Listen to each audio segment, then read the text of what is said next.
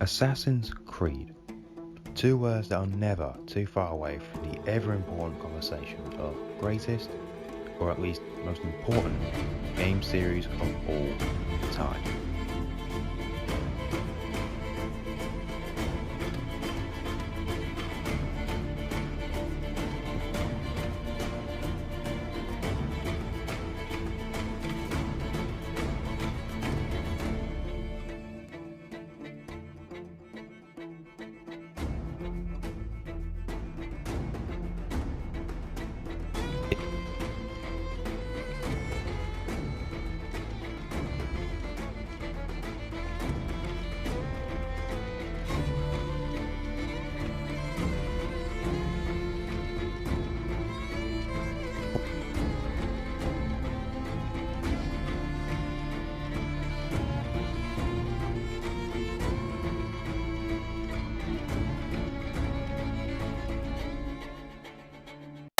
Hey, what's going on? So, seeing as this is the first episode in the series, I think it'd be best if we had down a few ground rules first, before we really get into it.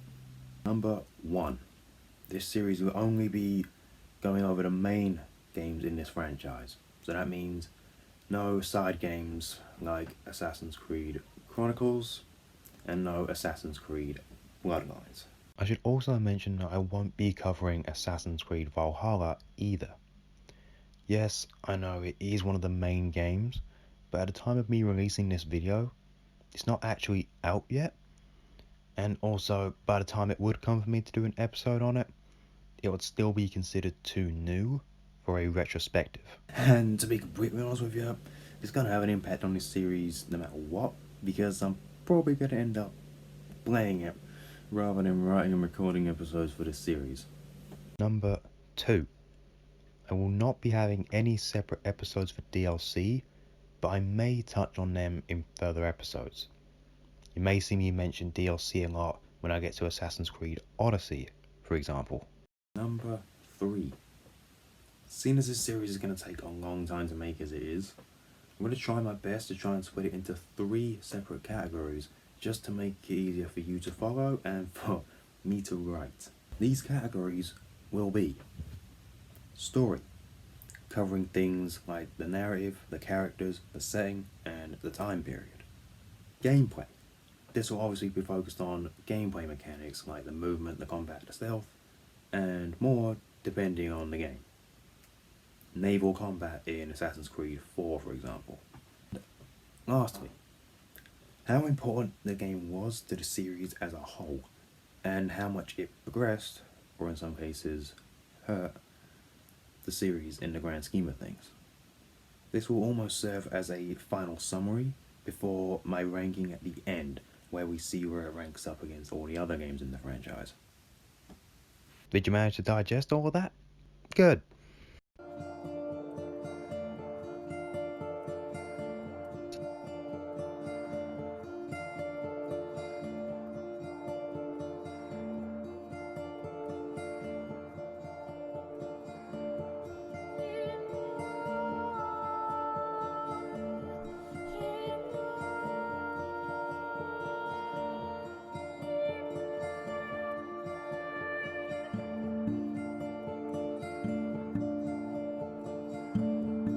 So, without further delay, let's get into the story.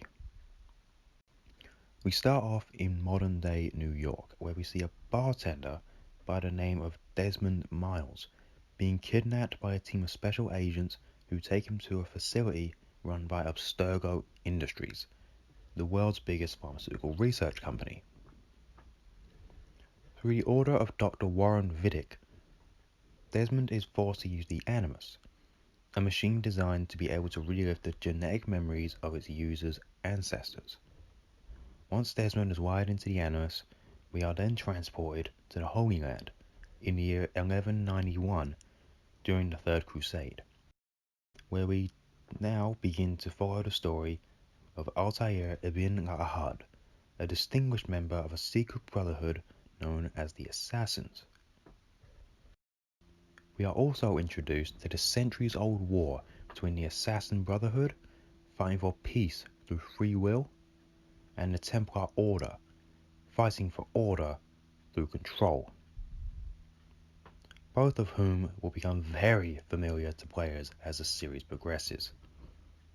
The game takes its first turn very quickly, however, as Altair, being too brash and overconfident, botches an assassination attempt on Robert Disable, Grandmaster of the Templar Order, in an attempt to recover an extremely powerful artifact known as the Apple of Eden, which is capable of controlling minds, left behind by the first civilization of superior beings otherwise known as the Isu, whom would be further explained in the following games. During the botched assassination, Altair gets one of his assassins killed and leaving another one severely wounded. As a result, Al-Mulim, assassin leader in the area, deems that Altair must assassinate 9 certain individuals in order to regain his honor. Typical redemption arc. While definitely enough to keep first-time players invested, it does seem a little bland in hindsight, and I'm afraid that will be a recurring theme with this game. But I digress. Once Altair has assassinated the last of his 9 targets, Robert Disable himself, he learns that Al-Mulim was working with Disable and sought out the Apple of Eden for himself, and betrayed the Brotherhood in the process. Again, pretty bog standard so far. Altair then returns to the assassin base of Masyaf to find that all of the inhabitants are under the control of Al-Mulim, who is now in possession of the apple. After the player has pierced through the defense lines to reach the Citadel Gardens to confront his former mentor, a final battle ensues, with Mulim using the battle to battle Altair before succumbing to his former protege. It is here where the player learns that the Apple of Eden is just one of many Isu artifacts located all over the world, simply called the Pieces of Eden, which we will see a lot of throughout the series. We are then transported back out of the Animus for our final modern day segment. With Desmond having relived the memories of his ancestor, Dr. Vidic reveals that Abstergo Industries is the modern day incarnation of the Templar Order, and that they plan to seek out the Apple of Eden. So that's why we were forced to sit in a modified tanning bed and relive the memories of the dead. Of course. In all honesty, it wasn't really that big or shocking of a revelation, but what was, however, is Desmond discovering weird drawings on the walls of his room that foretell a catastrophe event where humanity is completely wiped out by the sun, ending the game on a cliffhanger. Is that all stuck? I hope so. We've only just scratched the surface. While the main story doesn't really do much outside of introducing the 2 main factions of the series, it still does enough if you're a first-time player and doesn't already know what happens. But I feel that Ubisoft were perhaps too focused on setting up a potential sequel that they forgot to flesh out this game. Why do I say that? Well, let's start by talking about the setting. The setting is dark, gloomy, and somber, and while it does fit the location and time period, it can oftentimes feel boring and lifeless. It's already well documented that this game was originally pitched as a mere entry in the Prince of Persia franchise, but I think it took too heavy of an inspiration from a series that made the gloomy and somber settings work. The setting also offers little to none in terms of historical landmarks and figures, which is part of Assassin's Creed's charm and is part of what makes the series so appealing. Now, onto a cornerstone of any good game, the characters. The game also suffers from its characters. While none of them are downright bad, it doesn't really feel like they were given much room to shine and show any real personality outside of being a mysterious assassin dude, power-hungry old man, and a group of bad guys. which makes it very difficult for us as players to connect to these characters because there's just simply nothing to connect to. Especially with no memorable moments and or characters to interact with outside of the main quest line, like we would see in some of the following games, the player is given no real incentive to explore the map and delve into the stories of these characters any more than the main quest line makes them. Also, why does Altair have an American accent? So, as a whole, while the story of Assassin's Creed 1 may fail in some areas, it passed in what it needed to, but didn't really exceed in anything, which, again, will be a recurring theme throughout this game. Now that we've got a fairly general understanding of the story of this game, let's move on to the other key component, the gameplay. While us fans were introduced to many of the core Assassin's Creed features and mechanics that will come to define the series, like the free running, the stealth, blending, and of course the hidden blade, none of that really gets focused on enough by us as fans and players, as they almost take a back seat to the oftentimes overwhelming presence of the main era of Assassin's Creed 1's gameplay. It's clunky, empty, and repetitive. Let's start with a popular talking point in nearly every Assassin's Creed game, the free running. If you've ever played an AC game before in your life, you know that the free running and climbing mechanics can often be very buggy and extremely inconsistent.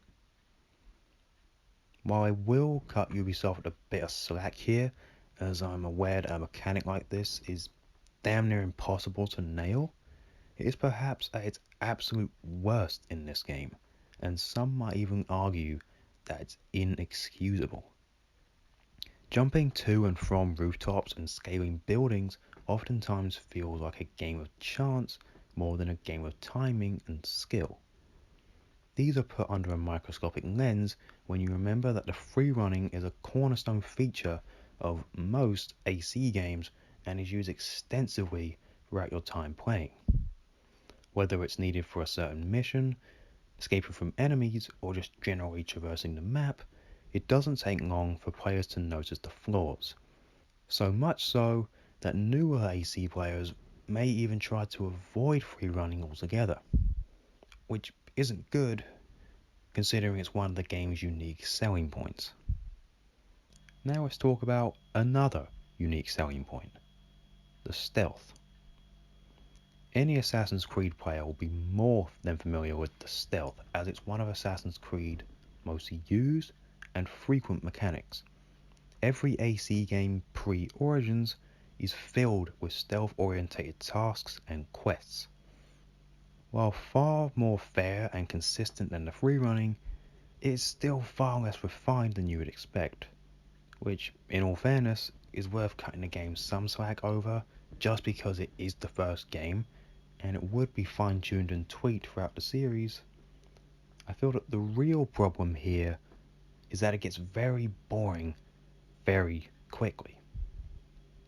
But I don't feel that it's a problem with the mechanic itself, however. One of Assassin's Creed's trademark quest styles is starting in one area and trying to get to the targeting location and or person without being detected. And most of the time, it's laid out pretty well and is fairly enjoyable. I feel that the problem lies in the map design. Due to the playable areas in this game not being very dynamic in terms of scenery and overall design, most of the map looks the same. So in turn, a lot of the missions feel the same. This isn't helped by the fact that a lot of the quests follow the same formula. All of these issues just serve to make the game feel repetitive, with not much diversity and innovation as the game progresses like we're used to. Lastly, I'd like to quickly touch on the combat. While the combat in the pre-Origins era of Assassin's Creed was never really a strong suit, as those games were predominantly based on stealth, it just feels so empty and incredibly unrefined in this game. That's because while there are a selection of weapons available for purchase in the stores throughout the map, players often opt to just spam the attack button with their hidden blade until they eventually break the enemy's guard, as that, honestly, is the best course of action when in combat. Not only does it make the in-game stores feel redundant, it makes the combat a chore. A spammy, inconsistent mess of a chore.